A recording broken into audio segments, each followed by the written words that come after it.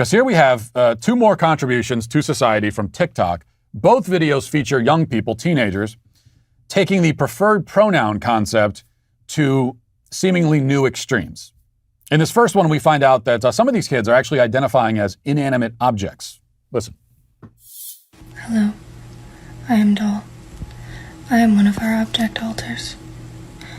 When I front, I find it very difficult to remember things that the body requires, such as how to move, how to blink, how to breathe, and how to speak.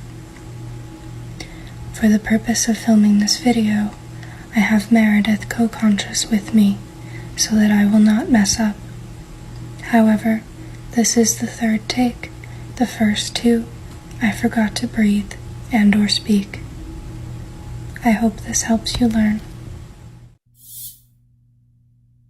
Is that we now live in a society that validates, legitimizes, and encourages these alternative identities.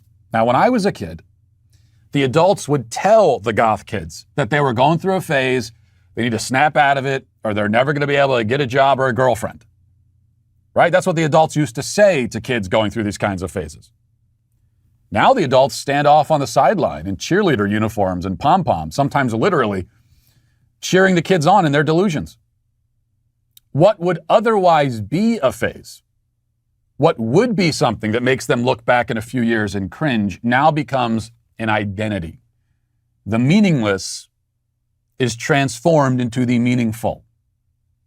The effect is that a generation of kids, soon to be multiple generations, have been plunged into mass psychosis. We are not merely validating mental illness, but creating it. What would be a phase instead becomes the kernel of a debilitating, lifelong identity crisis. And our culture is there with the water cans, making sure that those seeds are germinated. There's not going to be any awakening moment for these kids, or at least there need not be. I hope there is, but there's nothing that would cause that to happen, because we used to say, well, wait until you get into the real world, and that'll be a wake-up call, because the real world doesn't work like this. But there is no real world anymore, not according to the people who run our society. There is no reality. Everything's subjective. Everything is malleable. Nothing is solid. There's no firm ground to stand on. Mass psychosis. A generation driven into madness before they're old enough to drive a car. That's what we're facing. Nothing less.